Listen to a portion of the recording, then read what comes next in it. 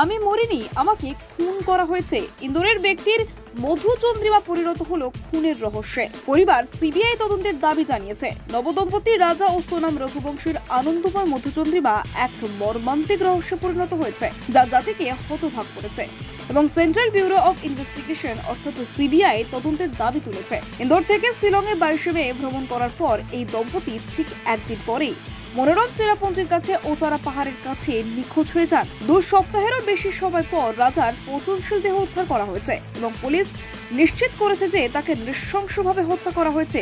সোনাম এখনো নিখোঁজ। পরিবার সিবিআই তদন্তের দাবি জানাচ্ছে।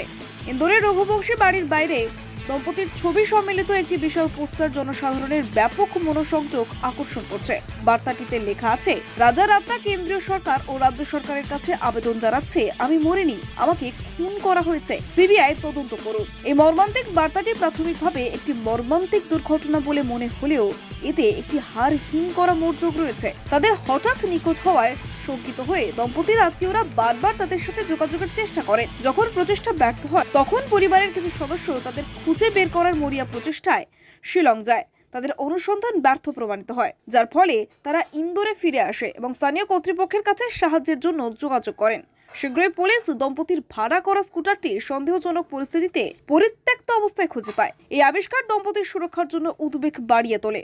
11টি বেদনাদায়ক দিনের পর রাজার দেহ একটি গভীর খাদে পাওয়া যায়। তার হাতের তার নামের ট্যাটু দেখে তার পরিচয় নিশ্চিত করা হয়। সোনামকে খুঁজে না পাওয়ায় সন্দেহ বাড়তে থাকে। পরিবার দৃঢ়ভাবে অন্যায় খেলার সন্দেহ করছে, বিশ্বাস করে যে দম্পতিকে অপহরণ, ডাকাতি এবং হত্যা করা হয়েছে। একটি বড় অগ্রগতিতে ইস্ট খাসি হিলসের পুলিশ সুপার বিবেক সিএম নিশ্চিত করেছেন যে রাজাকে হত্যা করা হয়েছে। এসপি বলেন, ময়নাতদন্তের রিপোর্টে নিশ্চিত হয়েছে যে রাজা রঘুবংশীর একটি ঐতিহ্যবাহী মাচেটের মতো অস্ত্রের আঘাতে মারা গেছেন। আমরা ভুক্তভোগীর মোবাইল ফোন এবং অপরাধের ব্যবহৃত অস্ত্র উদ্ধার করেছি।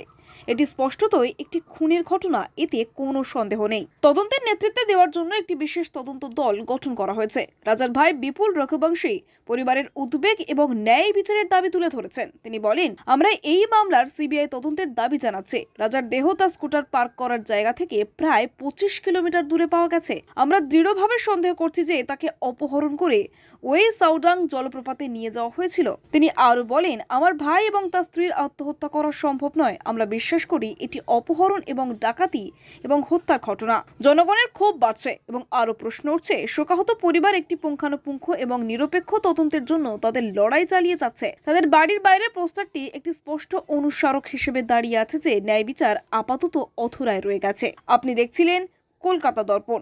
ভিডিওটি লাইক করুন, আপনাদের মতামত জানান কমেন্টে। নিয়মিত আপডেট পেতে সাবস্ক্রাইব করতে ভুলবেন না।